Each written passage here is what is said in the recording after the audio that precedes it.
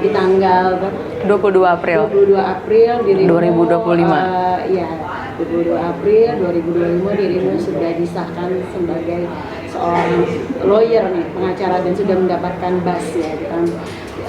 Sumpahnya sudah ada gitu. Gimana nih proses panjangkah sampai akhirnya bisa menyelesaikan di 2024 dan akhirnya di 2025 ini diketok sudah menjadi seorang lawyer? Gimana nih prosesnya?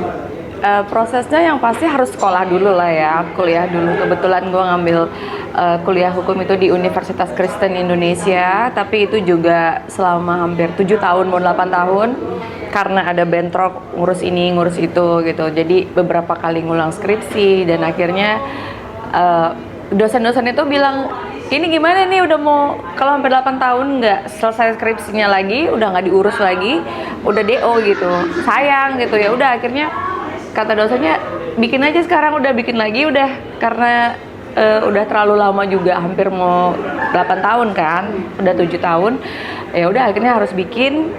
Ya udahlah, kesian katanya, lulusin aja sampai kayak gitu. Jadi memang udah kuliahnya tuh dari tahun 2018 apa kalau nggak salah.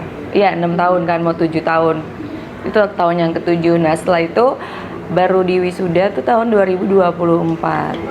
Tahun 2024 udah selesai wisuda, udah selesai semua, ngurus skripsi semua sendiri. Sampai bolak-balik ke kampus, memang panjang sih. Orang kan biasanya S1 tuh 4 tahun. Itu udah paling mentok 4 tahun kan. Iya kan. Nggak ngurusinnya atau bandel-bandelnya kan 4 tahun setengah kan. Ini udah sampai diingetin sama dosen, akhirnya ya udah. Terus akhirnya nggak lama setelah dari wisuda langsung lanjut PKPA. Terus langsung UPA, terus langsung bareng penyumpahan di PAI, dilantik dulu tanggal 21 Aprilnya itu. Baru pas tanggal 22-nya disumpah advokat di pengadilan di Jakarta, di Jawa Barat. Bandung ya? Proses itu kan nggak gampang ya Mbak Revi, ketika lo menjadi seorang lawyer sampai akhirnya lo ada ancaman kayak ini, mendingan DO aja deh gitu ya, kasarnya seperti itu. Proses panjang itu kenapa sampai akhirnya lama sampai 8 tahun perjalanan itu gitu? Sebenarnya karena ada kegiatan lain kan, itu juga sambil syuting. Waktu itu masih syuting Raden Kian Santang. Ya, jadi udah gitu kuliahnya juga offline. Pas itu kuliah lagi COVID juga. Bisa bayangin nggak, lagi COVID, terus kuliah, terus syuting, terus ngurus bisnis yang lain-lain. Jadi kadang-kadang waktunya kita konsultasi gitu kan, konsultasi sama dosen untuk skripsi. Oh iya, oke, udah inget nih hari ini nih, 2 hari lagi harus ketemu sama dosen pembimbing kan. Tapi begitu udah ini, Revi kok nggak datang, harus dosen harus diingetin terus gitu kan. Oh iya, lupa, udah nggak jadi lagi. Akhirnya skripsi udah ada, gagal lagi karena kurang telaten gitu, sibuk dengan urusan yang lain. Ketika akhirnya mengambil hukum itu apa sih alasan dirimu untuk sekolah hukum dan jadi pengacara dan punya titel SH lah ya sekarang ini gitu? Nggak main-main ketika seorang public figure. Pendidikan itu kan nomor 1 ya, walaupun lo mau cari duit kemanapun, tapi pendidikan nomor 1. Kenapa sampai akhirnya lo ini harus gitu, gue harus sekolah gitu? Pertama karena dari background keluarga ya, karena bokap gue itu bekas jaksa, jadi lingkungan keluarga memang hukum. Terus akhirnya ya mau nggak mau turunannya gue belajar hukum juga.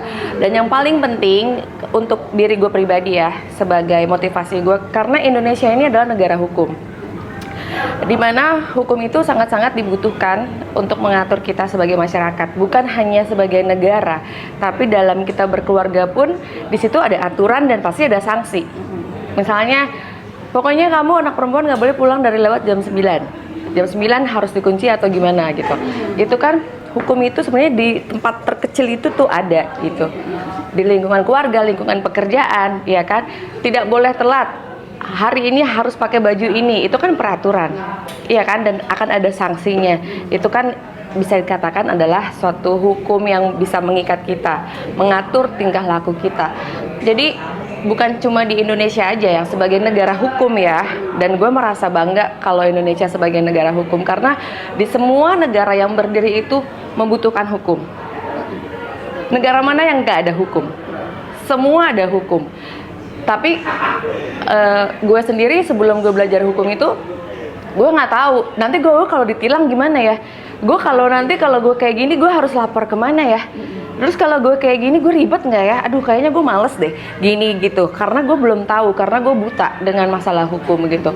Dan mudah-mudahan kedepannya dengan ilmu yang Revi punya saat ini bisa membantu nanti rakyat yang terkena masalah hukum itu bisa kita bantu gitu, bisa Revi tangani masalah hukumnya gitu untuk dipermudah dan lain-lain sebagainya. Sebenarnya sih itu aja sih, karena Indonesia ini negara hukum. Masa sih kita rakyatnya kita nggak tahu gitu, padahal belajar itu udah dari Google udah ada. Kita nggak perlu beli buku, lebih hemat ya kan. Jadi itu yang membuat yang terdorong tuh, oh iya ya Indonesia negara hukum. Semua negara mana yang tidak pakai hukum. Semua negara berdasarkan harus hukum karena itu yang mengatur tingkah laku masyarakatnya. Gitu. Jadi itu yang benar-benar ya harus belajar gitu. Sampai akhirnya kan sempat bilang karena bokap adalah seorang jaksa, Iya. jadi itu menjadi suatu kayak lo patokan lo, kenapa sampai akhirnya lo mau mengambil studi hukum gitu. Iya. Kenapa nih sampai akhirnya? Apakah karena lo juga pemicu lo sampai gue harus ngambil hukum nih? Terlepas itu semua yang dari penjelasan kamu. Kalau masalah itu sih sebenarnya kayaknya suka aja ya ngelihat kalau bokap tuh bisa membela orang gitu. Jadi kayaknya punya satisfying, punya kepuasan sendiri gitu. Tapi kalau kita di pengadilan, jaksa dengan pengacara itu kan berbeda kan. Jadi ya mungkin kalau ketemu di pengadilan kita hanya cukup say hello atau gitu-gitu doang aja sih, bukan nggak ada hubungan apa-apa. Berat nggak sih melalui sekolah hukum? Enjoy aja sih, enjoy karena dosennya juga enjoy. Karena kuliah di UKI itu kan kelas karyawan kan, jadi waktunya seminggu cuma 2 kali atau 3 kali. Dan itu jadi mereka benar-benar fleksibel. Beda dengan kelas reguler yang kita harus hari ini masuk jam segini. Itu fun sih, dan dan dosennya tuh juga open gitu. Jadi kalau kita pengen diskusi dia bisa gitu di UKI itu. Jadi enjoy aja, teman-temannya pun juga lebih mature ya, lebih dewasa karena memang udah kelas karyawan. Jadi kita bisa tukar pikiran, kita bisa sharing gitu. Yang seumuran gue tuh jarang. Oh gitu. Tapi ketika lo belajar, kan namanya hukum itu nggak cuma hanya belajar, tapi harus paham dan mengerti tentang yang namanya pasal, gitu kan. Sempat merasa kebingungan nggak sih ini pasal berapa, ayat berapa ini, dan itu kan harus di luar kepala gitu ya. Dan lo sendiri cara sistem lo untuk menghafal dan memahami itu gimana sih? Ini karena gue belum beracara ya, baru disumpah. Jadi kalau waktu gue kuliah itu hampir sama sih kayak gue menghafal skrip gue lagi syuting gitu. Iya, jadi di saat gue mau ada ujian gitu, misalnya pas lagi tentang kita mau ngebahas hukum internasional nih, jadi pasal-pasalnya itu malamnya gue baca gitu, jadi besok pagi gue ingat begitu gue mau presentasi atau mau apa gitu. Misalnya ada lagi kasus misalnya tentang ketenaga kerjaan, jadi malamnya gue baca. Atau enggak pas mau di kampus sebelum masuk pelajarannya gue baca gitu. Lo lebih spesifik perdata atau pidana sih? Sebenarnya gue sukanya, kalau gue lebih suka perdata karena gue orangnya lebih suka yang negotiable. Jadi kalau kita bisa damai gitu, kayaknya ya lebih enak aja. Lebih simple lah ya, nggak perlu harus kita ngurus lagi ke sini, ya udahlah kita damai aja gitu. Kalau gue lebih suka kayak gitu. Dan akhirnya dengan ketika akhirnya tanggal 22 kemarin lo disahkan menjadi seorang lawyer, apa sih yang berkecamuk di diri lo, akhirnya lo bisa membuktikan ini kepada keluarga gitu?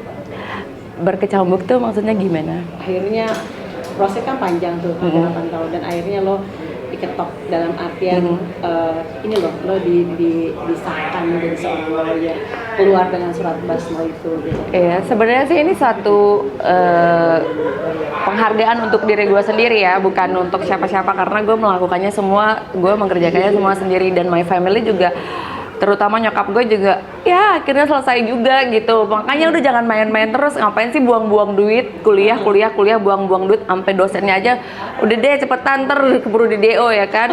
Iya sampai nyokap sempet mau di DO ya? Sempet mau di DO kan itu udah tahun ke-7. Dari udah mau tahun ke-7 kalau gue nggak ngurusin lagi kan udah tahun ke-8 udah nggak bisa lagi gitu. Nah, akhirnya nyokap gue akhirnya selesai juga, udah jangan main-main lagi. Ya pokoknya nyokap cuma kayak gitu, udah jangan buang-buang uang lagi, udah sekarang fokus, udah iya gitu. Suatu kebanggaan dan kebahagiaan buat diri gue sendiri gitu. Gak akan tergantikan dalam arti ini tuh nggak ada apa-apanya ketika lo sudah menjadi orang. Dan gue waktu gue wisuda itu gue sampai nangis. Iya, waktu di wisuda sama waktu kelulusan itu gue sampai nangis, kayak gue lemes banget gitu. Kayak gue tuh nggak bisa berdiri gitu. Gue juga sampai takjub, gila gue bisa terus kayak gitu. Gue tuh sampai mau nangis, tau gak sih? Gue bener-bener udah sedih banget begitu gue dikasih tahu Reva Mariska lulus gini.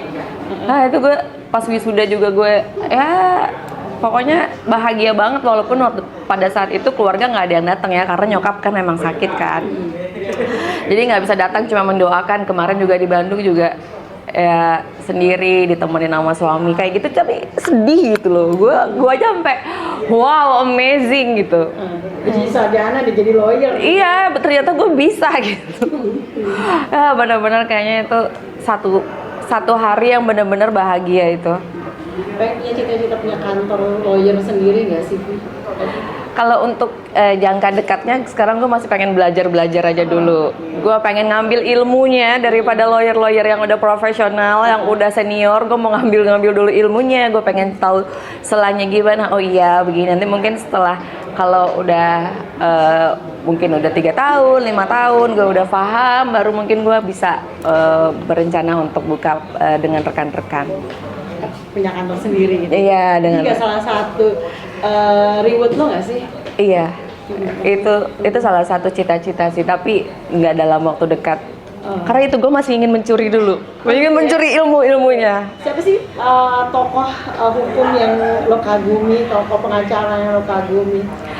Banyak sih. Sebelumnya gue suka sama Adnan Buyung Nasution, almarhum. Terus gue suka sama Oce Kaligis. Gue suka yang udah senior itu aja sih yang gue suka. Tapi lo punya identitas yang ini loh Rev, yang orang mungkin lo punya nggak sih nextnya gitu, lo akan punya ciri khas seorang lawyer? Iya, itu memang harus lah. Dengan gelar gue yang baru, gue harus punya bukan ciri khas ya, jati diri yang baru sebagai lawyer, di mana gue harus bisa membedakan dengan dunia actingnya, maksudnya dengan circle acting, dan dengan dunia sekarang gue udah punya bergelar gini. Gue harus membangun image dulu, seperti yang tadi Abang Beno juga bilang kan, di PAI ini kita harus nge-branding. Gue sangat-sangat setuju dengan apa yang Bang Beno itu, karena memang branding itu sangat penting gitu dalam diri kita. Oke, ini dengan Revi yang baru, sarjana hukum yang baru, dengan branding yang baru, dengan jati diri yang baru. Jadi gue akan ngebentuk kayak gitu dulu, baru nanti kedepannya orang, oh iya kayak gini Revi sekarang gitu. Selamat ya. Iya, terima kasih.